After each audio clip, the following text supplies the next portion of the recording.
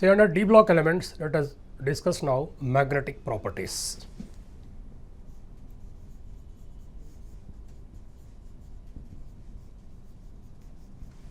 Magnetic properties.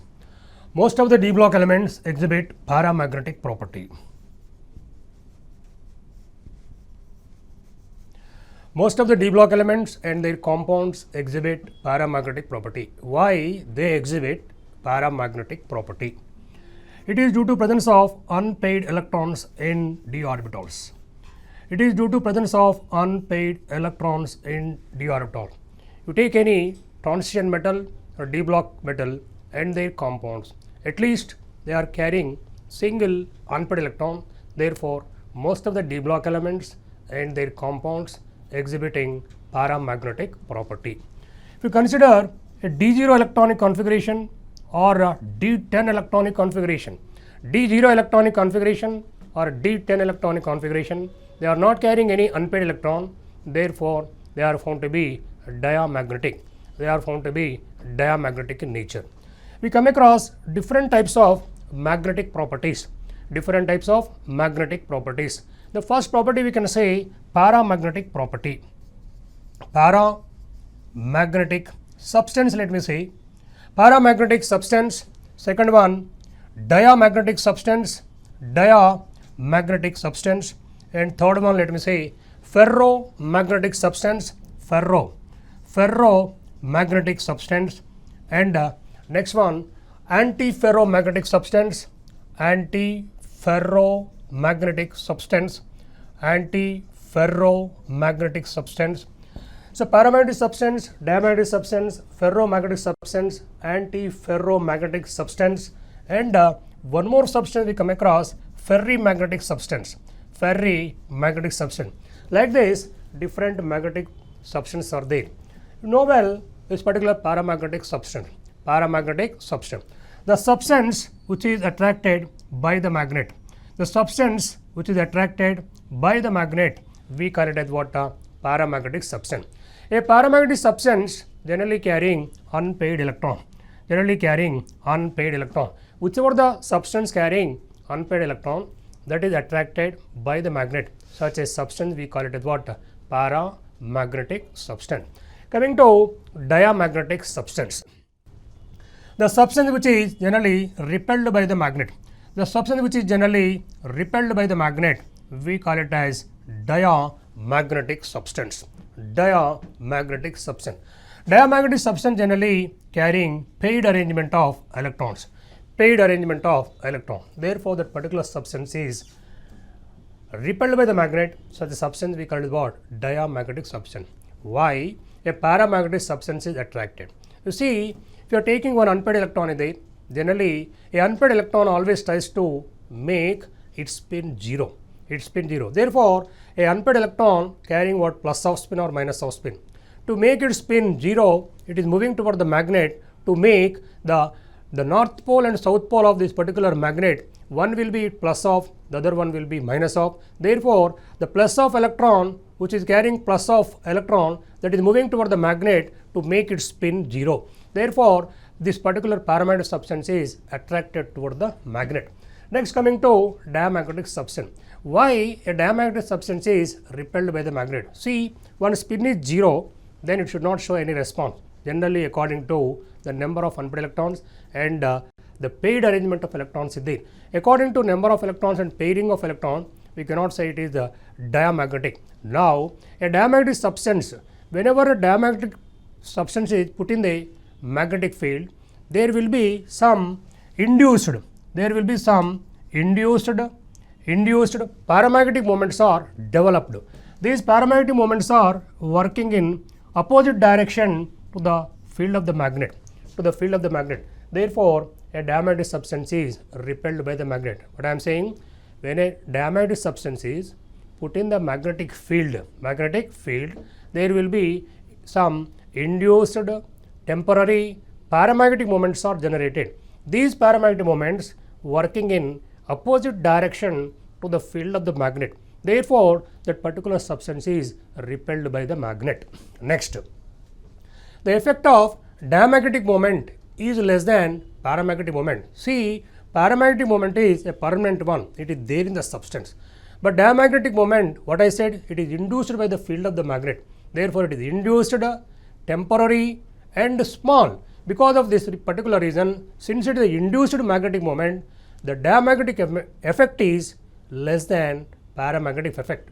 Diamagnetic effect is less than paramagnetic effect because diamagnetic effect is a induced effect, but paramagnetic effect is permanent one. It is there in the substance. Next, coming to ferromagnetic substance. Ferromagnetic substance. The substance which is exhibiting greater paramagnetic moment than expected from the number of unpaired electron. The number of unpaired electron. Once you consider a substance you take which is carrying 3 unpaired electrons. This particular substance is carrying 3 unpaired electrons. Once it is carrying 3 unpaired electrons, you can expect theoretically a magnetic moment of 3.8. For example, I am giving 3.8 Bohr magnetons of magnetic moment it is exhibiting. But experimentally proved to be this particular substance is exhibiting greater than the expected. Now it is exhibiting 4.3 Bohr magnetons of magnetic moments, imagine. So the substance which is exhibiting greater paramagnetic moment than expected from the number of unpaired electrons. Such a substance we call it what? Ferromagnetic substance. Why a ferromagnetic substance is exhibiting greater paramagnetic moment? Because in a ferromagnetic substance, the paramagnetic centers are very near to each other. The paramagnetic centers are very near to each other. Once paramagnetic centers are very near to each other, alignment of their magnetic fields are possible. Alignment of their magnetic fields are possible. Means their magnetic fields are aligning together, working in the same direction. Working in the same direction of the field of the magnet. Therefore, that particular substance all together working in the same direction. Therefore, that particular substance is exhibiting greater paramagnetic moment than expected. Such a substance we call it what? Ferromagnetic substance. What are the examples under ferromagnetic substances? Now we can take most of the iron, cobalt, nickel. Most of the iron, cobalt, nickel and their compounds are generally exhibiting ferromagnetic property. Ferromagnetic property. In this ferromagnetic substances, the paramagnetic vectors or the magnetic vectors are in this way they are working. So all are working in the same direction in the field of the magnet. So the paramagnetic vectors of a ferromagnetic substance working this way. We can how to show this particular ferromagnetic substance. The vectors of paramagnetic lines are working in the same direction. Coming to antiferromagnetic substance. The substance which is exhibiting lesser paramagnetic moment than expected from the number of unpaired electrons. Look here, it is carrying 4 unpaired electrons. Once 4 unpaired electrons are there, it has to exhibit a paramagnetic moment of what you can expect 4.8. 4.8 Bohr magnetons of magnetic moment. But it is not exhibiting 4.8, it is only exhibiting 3.9, imagine. Then such a substance we call it what? Antiferromagnetic substance. The substance which is exhibiting lesser paramagnetic moment than expected. Such a substance we call it what? Antiferromagnetic substance. Antiferromagnetic substance. Why a substance is actually acting as antiferro substance? Whenever paramagnetic centers are away from each other. Once paramagnetic centers are away from each other, alignment in the same direction is not easy. Therefore, they may act opposite to the field of the magnet. So, some of the paramagnetic moments of this particular substance acting opposite to the field of the magnet. Therefore, that particular substance is exhibiting antiferro property. So, in antiferro property, the paramagnetic centers are away from each other. In a ferro substance, the paramagnetic centers are near to each other. Once they are near, aligning in the same direction. Once they are away from each other, alignment is not possible. Therefore, this particular substance is actually exhibiting antiferro substance. Antiferro substance exhibiting antiferro property. Next, ferrimagnetic substance. Ferrimagnetic substance. In some of the substances, In some of the substances, the magnetic vectors, the lines of magnetic vectors which are working in the direction of the field of the magnet and which are working opposite to the field of the magnet, once they are not equal, then that particular substance exhibiting slight paramagnetic moment, such a substance we call it what? Ferrimagnetic substance. Ferrimagnetic substance. In ferrimagnetic substance, the magnetic moment vectors, some I am writing like this, some I am writing opposite to each other. Some are like this and some are opposite to each other. These are two are actually opposite to each other. These two are actually working in the same direction. Such a substance what to call ferrimagnetic substance. So, ferromagnetic substance exhibiting greater paramagnetic moment than expected. Antiferro exhibiting lesser paramagnetic moment than expected. Ferrimagnetic substance exhibiting slight paramagnetic moment. Such a substance what to call ferrimagnetic substance. Like this, ferromagnetic, antiferromagnetic substance and ferrimagnetic substance. Like this, different types of magnetic substances are there. Next, we discuss what is Curie temperature and Néel temperature. We know now what are paramagnetic substances: paramagnetic, diamagnetic, ferrimagnetic and antiferrimagnetic substances. In addition to that, ferrimagnetic, antiferro and again ferrimagnetic substance. Let us see now total paramagnetic moment of any substance. Total paramagnetic moment of any substance. Total paramagnetic property.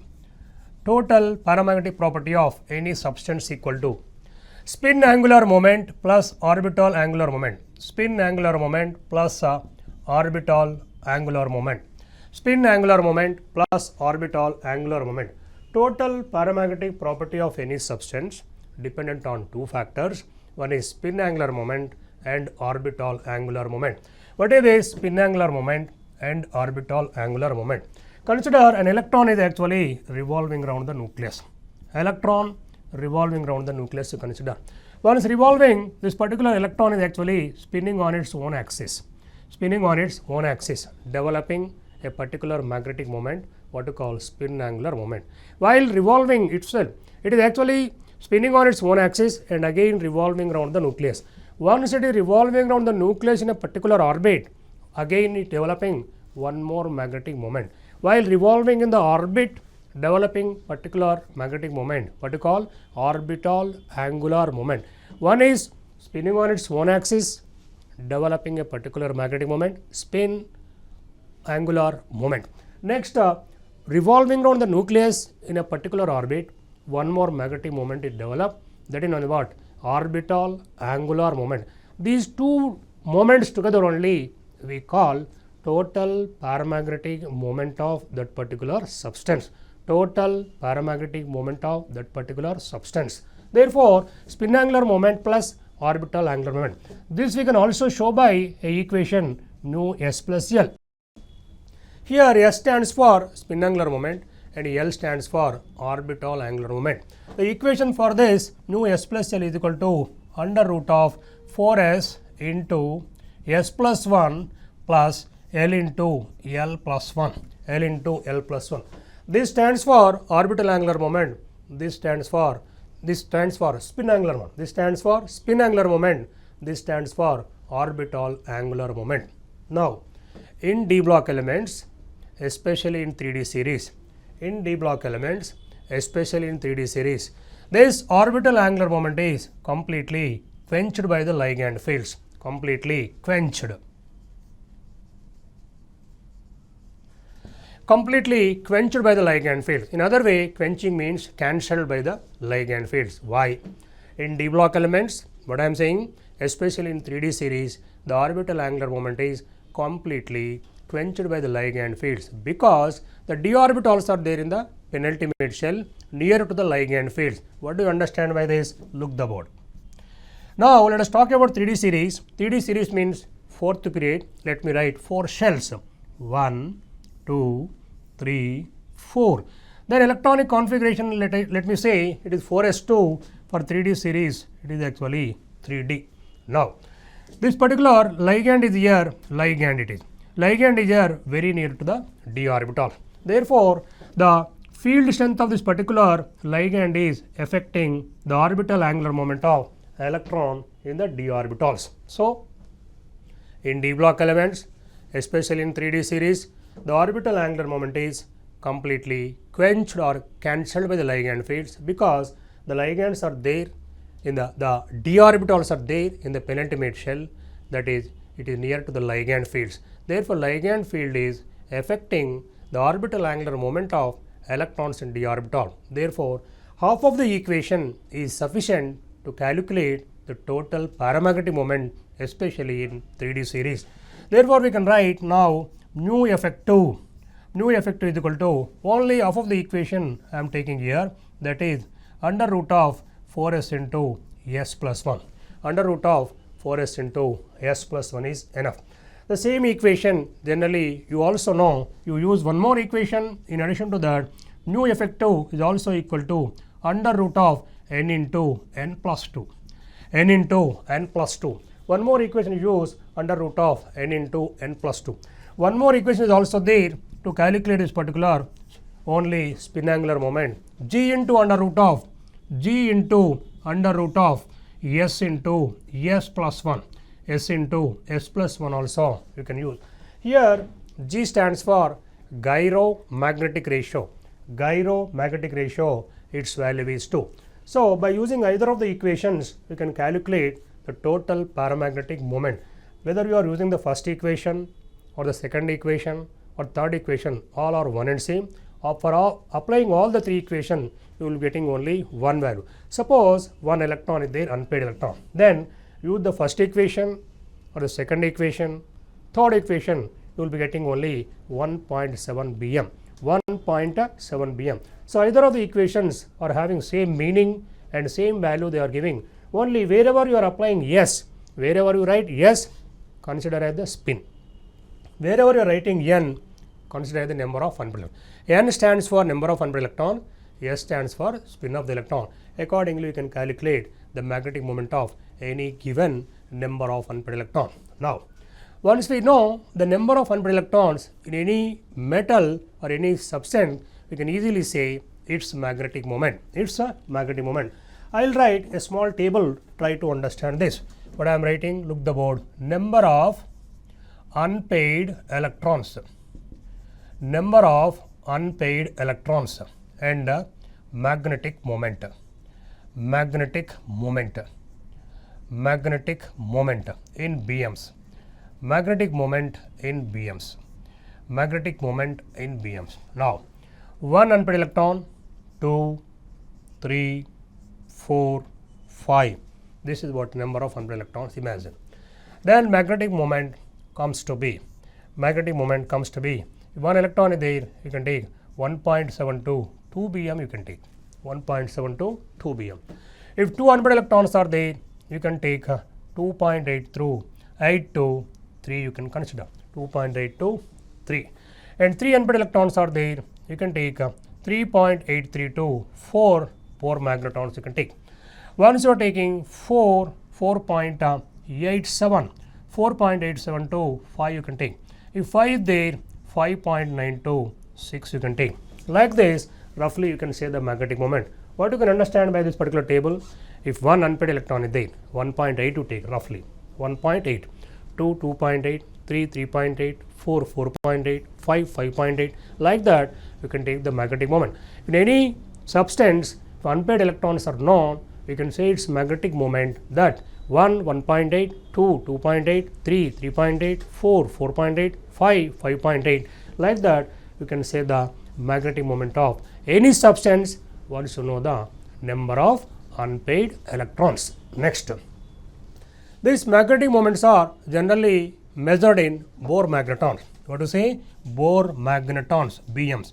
See, 1 BM equal to EH by 4 pi MC.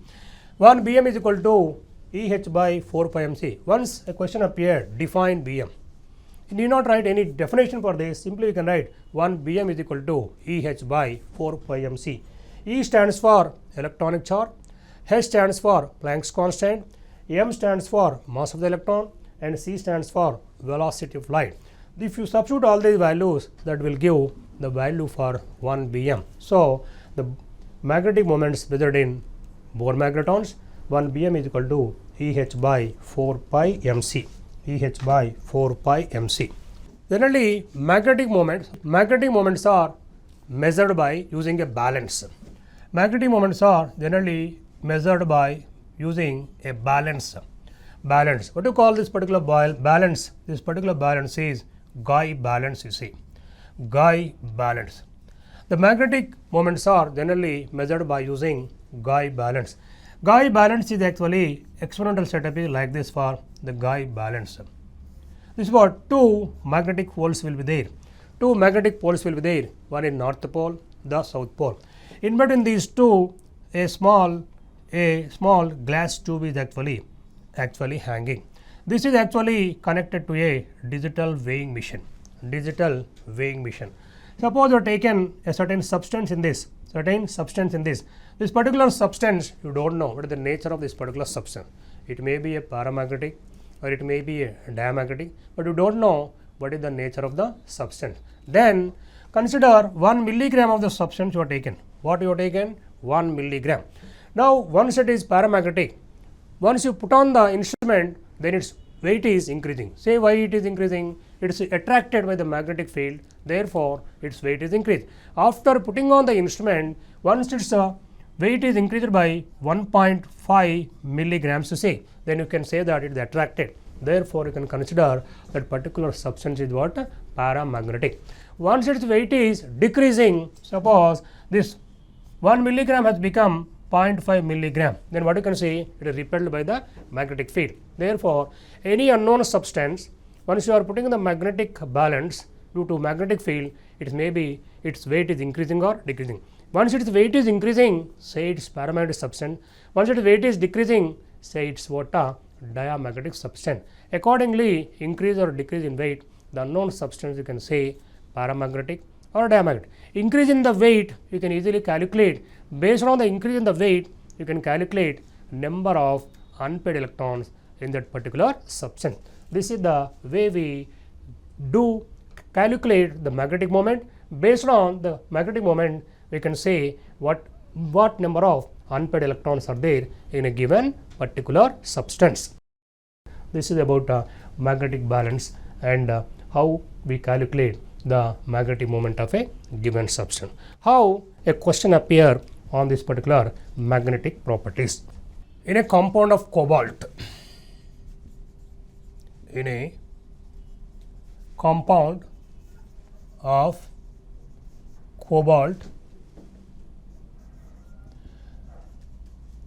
the magnetic moment is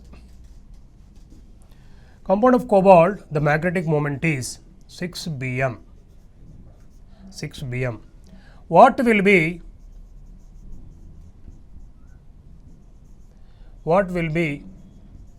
the oxidation state of cobalt? Oxidation state of cobalt. In a compound of cobalt, the magnetic moment is 6 bm. What will be the oxidation state of cobalt? Now, A is given as what? +2 take, and B +3, C +4, D none. Such a question appeared in the examination. 6 bm is given. 6 bm means what I given? If it is carrying 5 unpaired electrons, its magnetic moment is 5.926, I said. You have to check it in which oxidation number cobalt is carrying 5 unpaired electrons. Yesterday I explained. Now you can take this particular cobalt 27 D7S2. Now you consider +2 oxidation state. +2 means it is what? D7. How many unpaired electrons in the D7? Only 3 unpaired electrons. It is not our answer. Next, coming to 3. In +3 oxidation state, 2 electrons from S, 1 electron from D. Then it is D6 configuration. D6 means what? 4 unpaired electrons. It is also not our answer. We require 5 unpaired electrons. Then consider +4 oxidation state. Then it will become what? D5. Then 5 unpaired electrons. Answer is what? +4. So questions are appearing like this. So they will give the magnetic moment. They will put a question, what is the oxidation number? What is the oxidation number? Then how to check it?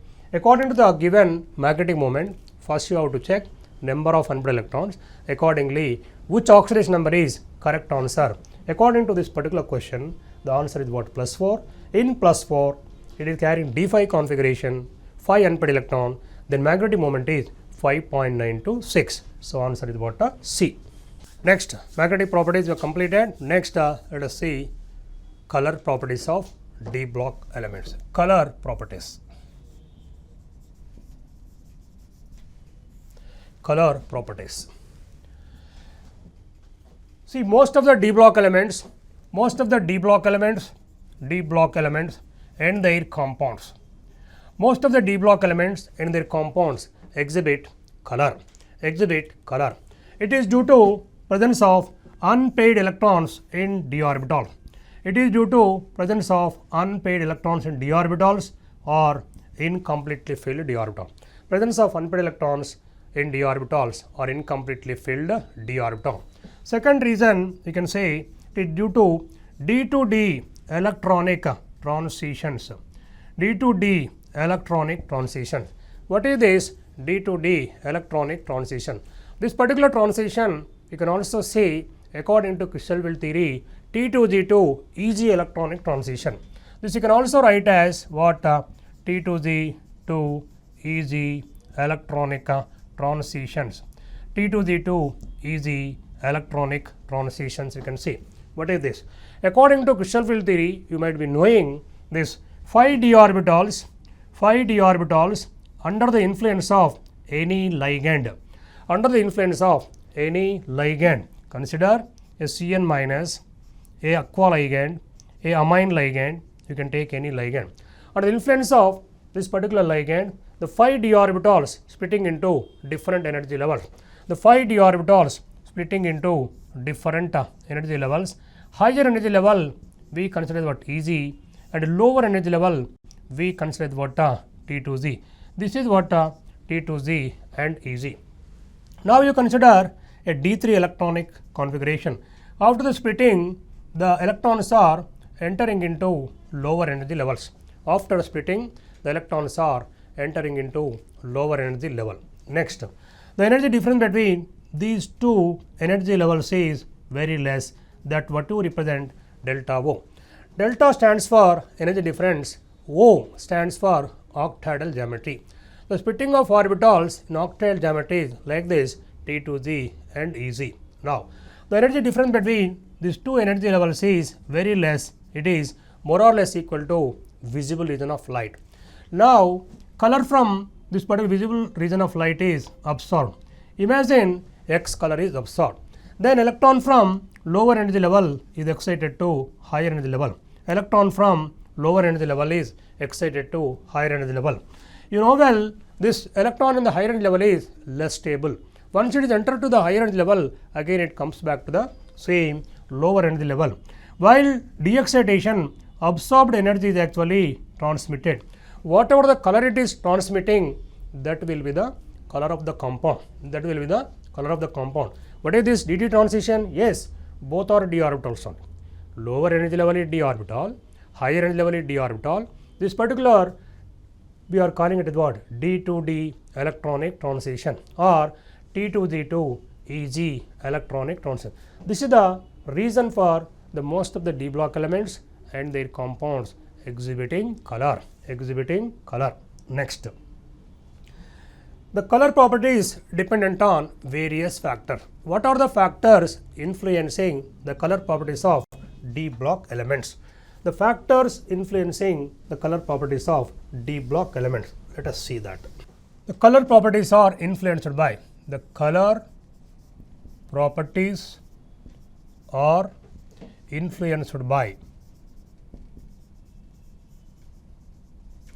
color properties are influenced by the first one, number of unpaired electrons, number of unpaired electrons, number of unpaired electrons in d orbitals, number of unpaired electrons in d orbitals, or you can say number of incompletely filled number of incompletely filled d orbital. The color properties of d block elements much more dependent on the various factors. The first factor is number of unpaired electrons in d orbitals or number of incompletely filled d orbitals. Second factor, nature of the ligands. Second factor, nature of the ligands. Second factor, nature of the ligands. Now you consider Cu. I am writing 3 examples here. Cu H2O taken 4 times, copper tetraco complex. Then this you substitute with a amine ligand. Then Cu NS3 taken 4 times. This is again plus 2, and you can also take Cl minus Cu Cl4 Cu Cl4 minus 2. This is aqua complex, amine complex, chloro complex. Now this is actually light blue in color. This is light blue. This is dark blue in color, dark blue, but this is actually green in color, dark blue and green color. What do you understand by this? If you are changing the ligand, the color is also changing. Aqua complex light blue, and amine complex dark blue, and chloro complex green. As the ligand you are changing, color is also changing. Therefore, color property dependent on nature of the ligand. Coming to next one, geometry. The color property is also influenced by geometry. Consider simply a nickel plus 2 ion. Nickel plus 2 ion. Remember, nickel plus 2 ion can form 3 types of complexes. It may be a octahedral complex, which I am writing as octahedral complex, and it may be a square planar complex. Let me say tetrahedral complex. Nickel plus 2 D8 only. Nickel plus 2 D8 electronic configuration, right? In nickel plus 2 D8, it is forming 3 complexes. 3 are having 3 different geometries. In all these geometries, in all these complexes, what is the metal ion present? Nickel plus 2. What is the configuration? D8 only. In all these, metal ion is same and configuration is same. But once their geometry different, and these 3 are definitely exhibiting 3 different color. Consider first one, for example, let me say X color. Second one definitely Y color. Third one definitely Z color. So only the difference in the geometry makes they are exhibiting different colors. One is X, Y and Z. Like this, the color property dependent on 3 factors. One is number of unpaired electrons d orbitals or incompletely filled d orbitals, and nature of the ligands, and also geometry. These are the factors influencing the color property of d block elements and their compounds. Next, look here, there is a relationship between absorbed and transmitted colors. There is a relationship between absorbed and transmitted colors. Let me write a small table: absorbed and transmitted, absorbed and transmitted colors. Now consider X color is absorbed, Y color is transmitted. Once Y color is absorbed, definitely it is transmitting X color only. There is a relationship between absorbed and transmitted color. X is absorbed, Y is transmitted. Once Y is absorbed, X is transmitted. Consider, suppose blue color is absorbed, only orange is transmitted. If orange is absorbed, you can easily say blue is transmitted. The pairs of colors, either XY you take or blue and orange, orange and blue. This particular blue and orange, the pairs of colors, what we call them as complementary colors. Complementary colors we call this particular, the pairs of absorbed and transmitted colors, we call them as what? Complementary colors. Now let me show a table. Entire visible region we take, what color is actually absorbed, what color is actually transmitted. What are the complementary colors among this particular visible region of light? Visible region of light.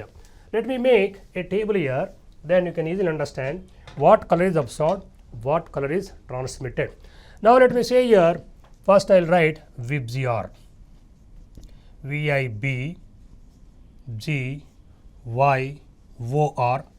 Here I write UV. Here I am writing what? IR. Let me number these particular colors. You see, it is your infrared, red, orange, yellow, yellow green, a combined color is there. Then you say green, and again blue green and blue. This is what indigo and violet. I am numbering for convenience sake to write the absorbed colors: infrared, red, orange, yellow, yellow green, green, blue, indigo, violet. I made this particular numbering to make the all absorbed color. It is only simply our convenience how to make this particular absorbed colors. The same numbering I am following the order. You see, infrared, red, orange,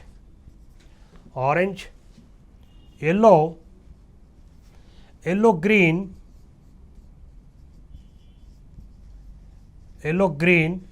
then you take green, yellow, green, then you can say blue green and blue, indigo, and you take violet, then let me say UV. These are the order of absorbed colors you take. Then we have to make the complementary colors for this. Complementary colors for this. Now I am numbering like this: 1, 2, 3, 4. Let me see: blue, green, blue, indigo, and violet. Blue, green, blue, indigo, and violet. Now see this particular infrared. You know this particular infrared is what? Invisible. Look at here. Once invisible is absorbed, invisible only transmitted. Therefore, once infrared is absorbed, it will be colorless. Infrared colorless. Next you take red, orange, yellow, green. These particular 4 numbers that is considered. If orange, it is blue, green is transmitted. Red. If next orange, it will be what? Blue is transmitted. Yellow, then it will be indigo. Indigo is transmitted. And yellow green, this will be violet. For this particular green, a separate color is there. Then you can take it is what? Pink. Green is absorbed, pink is transmitted. Once you make this particular half of the table, remaining half you can make. Come on, say easily you can make it. Now blue green, it will be red. Then blue, you can easily say it is what? Orange. And indigo, you can say yellow. And next violet, it is yellow green. Then UV, you can simply say it is again colorless. UV is again invisible. Once invisible is absorbed, invisible is only transmitted. So according to this table, we can understand that what color is absorbed, what color is transmitted, in what way these are actually complementary to each other. But question never appears if orange is absorbed, what is actually transmitted. But what actually you are understanding from this particular table is, when a color from longer wavelength region is absorbed, color from shorter wavelength region is transmitted, and vice versa. Look at here, red is absorbed. Red is what here? Longer wavelength region. Once longer wavelength region is absorbed, shorter wavelength region, blue green. What is blue green is transmitted. Longer is absorbed, shorter is transmitted. Suppose shorter is absorbed, longer is transmitted. That we are understanding from this particular table. What we can conclude? When a color from shorter wavelength is absorbed, a color from longer wavelength region is transmitted, and vice versa. Shorter is absorbed, longer is transmitted. Longer is absorbed, shorter is transmitted. That is the concept we are understanding from this particular table. So this is complementary colors, and it's a table. Let us see how a question appears on this particular color properties. Now, which of the following is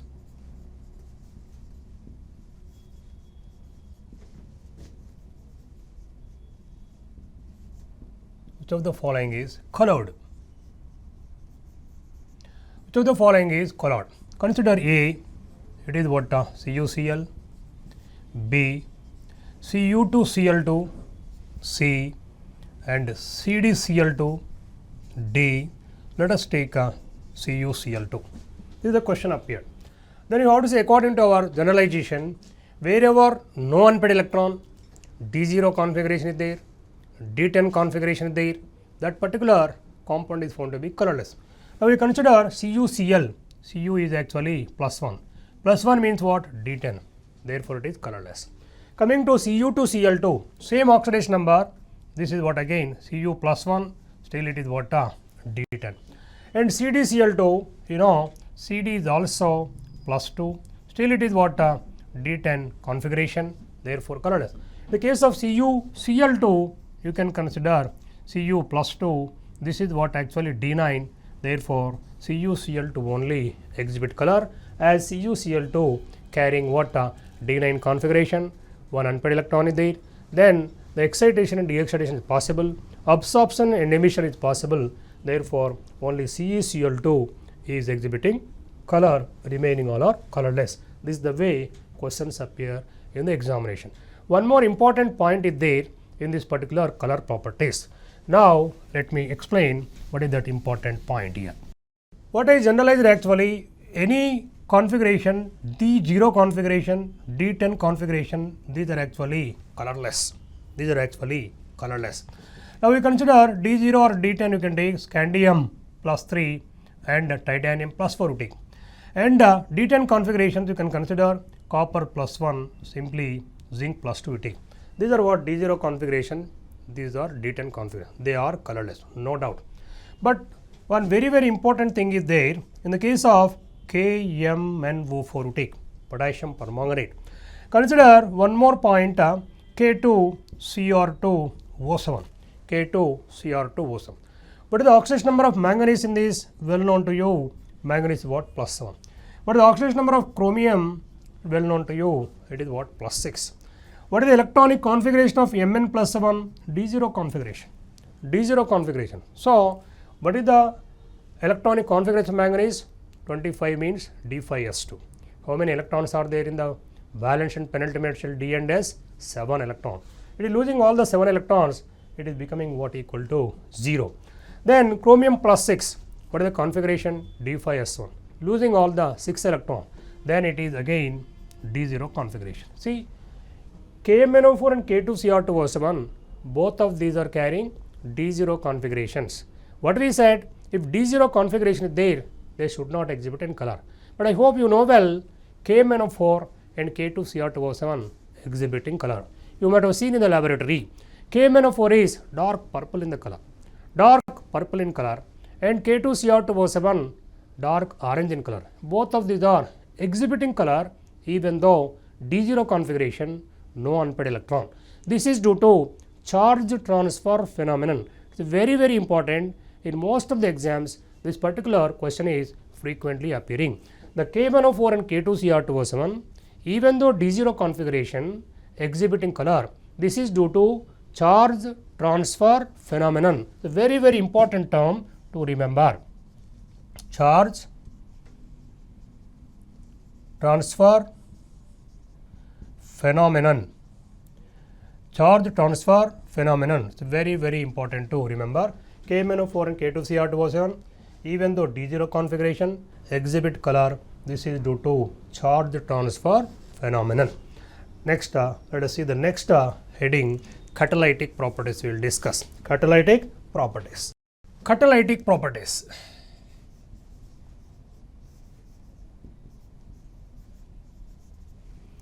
Catalytic properties. See, most of the D block elements and their compound generally we use as what? Catalysts. Why D block elements only preferred in industrial catalysts or in other chemical reactions we are using many times, the many reactions we are using this particular catalyst only, either D block metals or their compounds. Why we prefer to use these, why these are acting as what? Best catalysts. It is due to variable oxidation states you take. Variable oxidation states or variable valencies. variable valencies.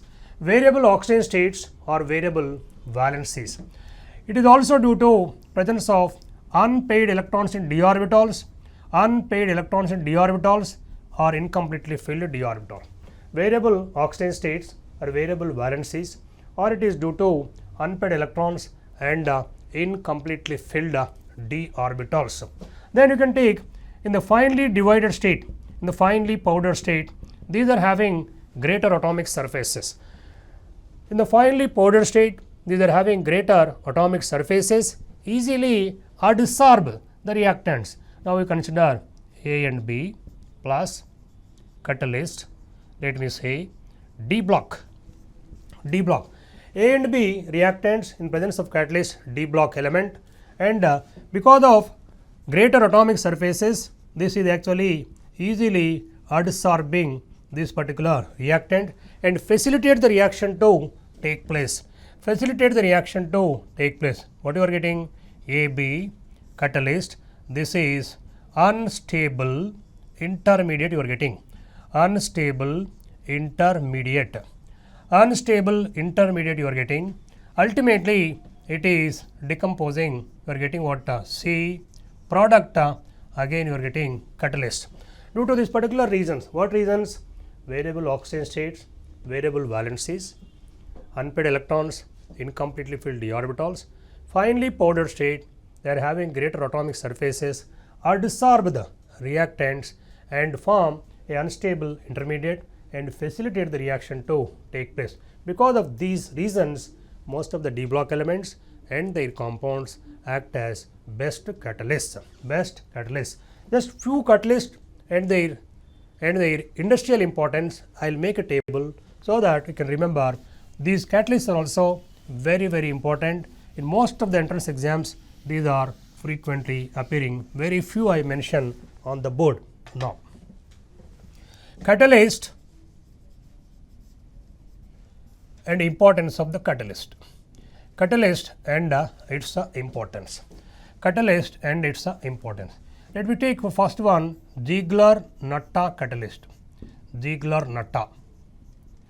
Ziegler-Natta catalyst. It's very important. It's very important. It is actually appearing in most of the entrance exams. Now you take, it is actually a mixture of titanium tetrachloride plus aluminum alkyls. Titanium tetrachloride and aluminum alkyls. It is a mixture of titanium tetrachloride and aluminum alkyl. What is actually importance of this particular catalyst? It is actually used for low temperature polymerization of ethylene to polythene. Ethylene to polythene. Low temperature polymerization of ethylene to polythene. Very important catalyst. You might be knowing this particular V2O5. V2O5. It is commercial manufacture of what? Sulfuric acid. Sulfuric acid by contact process. Sulfuric acid by contact process. This is the particular catalyst is used. So, Ziegler-Natta catalyst V2O5. MnO2.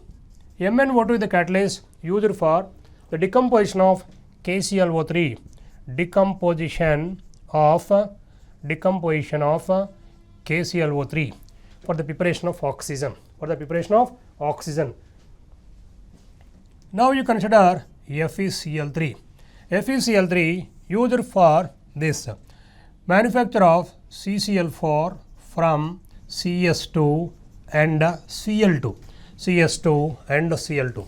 These are some important catalysts and their commercial importance. This is about catalytic properties of these elements. Next we see the complex formation and formation of interstitial compounds. Complex formation. Complex formation. Most of the D block elements highly capable of forming complex compounds. Why these are highly capable of forming complex compound? It is again variable valencies, or you can take variable oxidation states. variable valencies or variable oxygen states, presence of incompletely filled d orbitals, presence of incompletely filled d orbitals or unpaired electrons in d orbitals. Next, smaller size of their cations, greater charge density, smaller size of their cations and greater charge density. Consider this particular ferric ion. Consider ferric ion Fe plus 3. Fe plus 3 is very small in size, possess greater positive charge density. Positive charge density. It can easily show a electrostatic force on the ligand. Electrostatic force on the ligand easily. Therefore, variable valencies, variable oxygen states, unpaired electrons in d orbitals, incompletely filled d orbitals, smaller size of their cations and greater charge densities. These are the reasons for why this particular d block elements easily form complex compound. You might be knowing complex compounds. Let me write one or two. K4FeCN taken 6. Potassium ferrocyanide we call. And let us take K3FeCN taken 6. What to call? Potassium ferricyanide. It is ferricyanide iron plus 3, ferrocyanide iron plus 2. Like this, most of the d block elements highly capable of forming complex compound due to these reasons. Next, let me discuss the interstitial compounds or alloys. Interstitial compounds or alloys. Interstitial compounds or alloys. What are these interstitial compounds or alloys? You take a transient metallic lattice. Transient metallic lattice. In any lattice you take or solid you take, the atoms are tightly packed like this. Tightly packed like this. Yes, you are clearly observing on the board, whatever the way they are tightly packed, you are clearly observing there is interatomic spaces. Interatomic spaces. These interatomic spaces, we call them as interstitious. Interstitious, interatomic spaces. These interatomic spaces occupied by smaller atoms like it may be hydrogen, boron, carbon, nitrogen, oxygen. The interatomic spaces or interstitious are occupied by smaller atoms like hydrogen, boron, carbon, nitrogen, producing special type of compounds known as interstitial compounds or alloys. Now, the transient metallic hydrides, borides, carbides, nitrides, oxides. The transient metallic hydrides, borides, carbides, nitrides, oxides all are coming under interstitial compounds. Interstitial compounds. Next, why d block elements are highly capable of forming these interstitial compounds? Due to more or less same reasons, presence of or variable valencies. Presence of variable valencies or variable oxidation states, variable valencies, variable oxidation states, and again due to incompletely filled d orbitals, and unpaired electrons. These are the reasons for this particular d block elements are easily forming this interstitial compound. Variable valencies, variable oxidation states, unpaired electrons, incompletely filled d orbitals. Next, this particular interstitial compounds are exhibiting some special properties. What are the properties exhibited by these interstitial compounds? Interstitial compounds. Now, properties of interstitial compound. First one, their chemical properties more or less identical to chemical properties of parent metal. Chemical properties of parent metal. So, chemical properties of these compounds are more or less identical to parent metal. Next, physical properties we talk about. Physical properties, they are differing from parent metal. Physically they are actually different, but chemical properties are more or less identical to this particular parent metal. Next, look at here, these are actually very hard substances. Very hard, their melting points are very high. Very hard, their melting points are very high. Their melting points are even more than parent metal, even more than parent metals. Next, these are, remember, non-stoichiometric compounds. These are non-stoichiometric. These are non-stoichiometric, they are not following any valency rules. They are non-stoichiometric, not following any valency rules. Valency rules. Next, these are non-stoichiometric and not following any valency rules. The best examples, and these are actually good electrical conductors. These are also acting as what? Good electrical conductors. Under these best examples, you can take cast iron. Cast iron and steels. Almost all the steels and cast iron, you can take the examples under interstitial compounds or alloys. Interstitial compounds or alloys. Next we discuss the electrode potentials. Electrode potentials. Look here, copper and mercury are having positive reduction potentials. Positive reduction potentials. Positive reduction potential. Any element which is having greater reduction potential, that is positive reduction potential, they cannot easily liberate hydrogen from dilute acids. Dilute acids. This particular copper and mercury cannot liberate easily hydrogen from dilute acids like dilute HCl or any other dilute acid. These cannot easily act as what? Reducing it.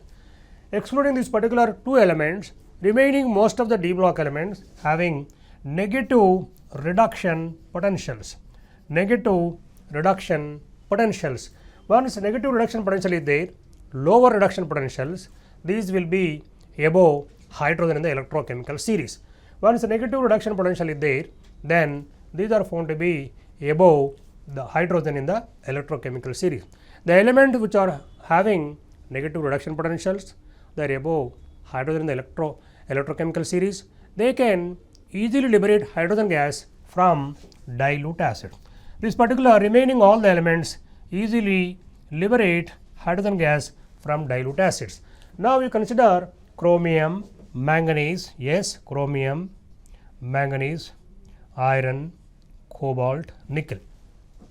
Chromium, manganese, iron, cobalt, nickel we consider. These are having what? Negative reduction potential. Negative reduction potential. What I said, the metal or element which is having negative reduction potential values, they have to liberate hydrogen gas easily from the dilute acid. Even though these are having negative reduction potential, they are not easily liberating hydrogen gas. They are not easily liberating hydrogen gas. This is due to formation of protective oxide layer on the surface of these metals. What I said, negative reduction potential is there. They have to liberate hydrogen gas easily, but they are not easily liberating hydrogen as we are expecting. This is due to what factor? These are easily forming a protective oxide layer on the surface. Chromium easily generating a oxide layer Cr2O3, Mn2O3, Fe2O3, CO2O3, Ni2O3. Because of this particular reason, even though they are having negative reduction potential values, they are not easily liberating hydrogen gas from dilute acids. Dilute acids. Next we see the shapes of d orbitals and metallic lattices of d block elements. Metallic lattices.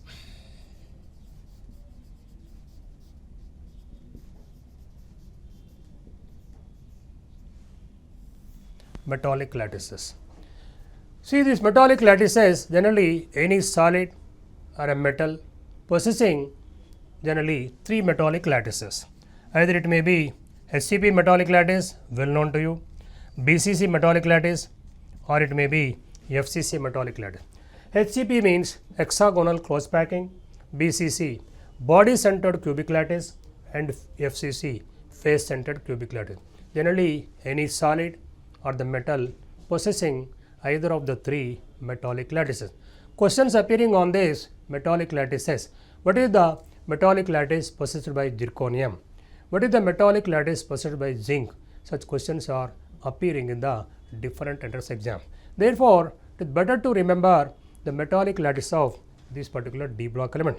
Yes, it is difficult to remember all the 30 elements and their metallic lattices. By let us say all the 3D, 4D, 5D, we classify these particular elements and try to remember in easy way this particular metallic lattices. I am writing now 3D, 4D, 5D, 3 series. I will classify in easy way this particular metallic lattices. Now you consider 3D series to take scandium, titanium, vanadium, chromium, manganese, iron, cobalt, nickel, copper and zinc. 3D series. Come to 4D series. Yttrium, zirconium, niobium, molybdenum, technetium, ruthenium, rhodium, palladium, silver, cadmium. 4D series to take.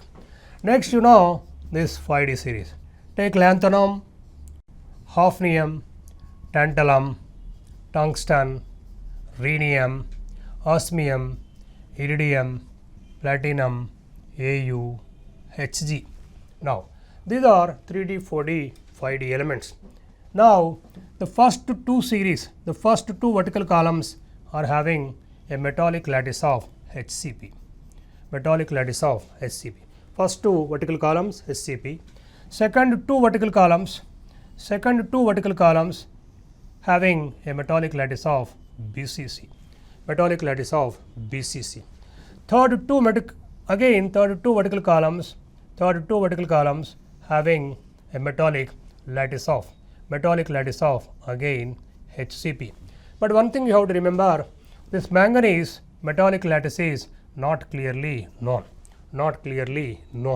Next, iron is not having in this HCP, but with the exception it is having a BCC metallic lattice. Next, coming to remaining three vertical columns having CCP or FCC. Both are one and same, CCP or FCC. In this, all 9 elements except this particular cobalt is having HCP. Remaining all are having FCC or CCP. Last, zinc is having a metallic lattice of HCP. Cadmium is having a metallic lattice of again HCP. These are the metallic lattices. And mercury is liquid, therefore it is not having a particular metallic lattice. So, remembering all the 30 elements and their metallic lattice is little difficult. Therefore, I made it little easy to remember. Most of the D block elements are having HCP metallic lattice. Look the board. Next, easy to remember. First two vertical columns HCP, second two BCC, third two HCP, but 1 or 2 exceptions. And next 3 vertical columns all are having CCP or FCC, and cobalt is SCP, zinc HCP and cadmium HCP. Like this, in easy way you can remember the metallic lattices of this particular element. How the question appear? Which of the following element is having HCP metallic lattice? Such questions are appearing. So that if you could able to remember in this way, easily can answer in the entrance exam any type of question appearing on this metallic lattices. Next we see shapes of d orbitals. Well known to you, it is well covered in your first year and year and day, but still in a detailed discussion we require the shapes of d orbitals. Now, in the d subshell there is 5 d orbitals. The d subshell there is 5 d orbitals. The d subshell there is 5 d orbitals, well known to you. This is what dxy, dxz and dyz. You can take dx square minus y square and dz square. So, dxy, dxz, yz and dx square minus y square and dz square. Out of this particular 5 d orbitals, first 3 dxy, xz, yz, we classify this particular as what t to the set of orbital, t to the set of orbital. Remaining 2 we call it as what EZ set of orbital, EZ set of orbital. Can you say what is the difference between t to z and EZ, two sets of orbital? Remember, in the case of t to z set of orbitals, the orbitals are, the lobes are oriented in between the axis. The lobes are oriented in between the axis. These are known as what? Non-axial orbitals. non-axial orbitals. The lobes are actually oriented along the axis. These are generally known as what? Axial orbital. These are axial orbitals. These are non-axial orbital. Let us see the shapes of this particular d orbital. Once you talk about dxy, this is actually oriented between x and y. This is actually oriented in between x and y, plus plus and minus minus. This is what to say dxy orbital. And dxz you take, it is oriented in between x and z. Oriented in between x and z. This is plus plus and again minus minus. This can take xz. Then yz oriented in between y and z. This is what yz orbital, which is oriented in between y and z. So let us say this y and z. We are clearly observing these are what I said, non-axial. These particular orbitals are oriented in between the axis. These are what? Non-axial. These are oriented along the axis. Consider dx square minus y square. Oriented along x axis and y axis. It is oriented along x and y. This is considered what? Dx square minus y square. Let me say wave functions also I am putting plus plus and minus. This is x square minus y square. Next can take dz square orbital. This is what xz. This is oriented along only z axis. This is d z square orbital. This is plus plus and minus minus. This is d z square orbital. Now what you are looking? These are oriented along the axis, axial orbital. Oriented in between the axis, non-axial orbital. Moreover, I put plus plus and minus minus. Imagine these are not the charges. These particular signs, whatever I put, these are only wave functions. Wave functions. Next, you are clearly observing in these orbitals, the opposite lobes are carrying identical wave functions. Identical wave functions. We can easily cut these particular orbitals into two equal halves. This particular carrying opposite lobes same wave function, we can cut into equal halves. Therefore, they are symmetric. Therefore, this particular all the d orbitals we can call them as what? Geode. Geode means what do you understand? Geode means symmetric. Geode means symmetric orbitals. Symmetric. Next, all the d orbitals, this particular dz square orbital is dumbbell in shape. Dumbbell in shape, and also its shape also we can call it as baby method. Baby method in shape. Baby method in shape. Dumbbell in shape or baby method. Remaining all the orbitals, we are clearly looking, these are what? Double dumbbell in shape. Among the d orbitals, dz square orbital is dumbbell in shape. Remaining all are actually double dumbbell in shape.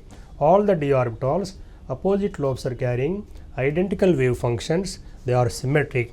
Therefore, they are known as what? Geode orbital. These are all geode orbital. This is about this particular d orbital. And one more point also we can say, this particular dz square orbital, this particular dz square orbital is a combination of dz square orbital is a combination of dx square minus z square, and it is actually dy square minus z square. It is a combination of dx square minus z square and dy square minus z square. This particular dz square is the combination of both of these particular orbitals. This is about shapes of d orbitals.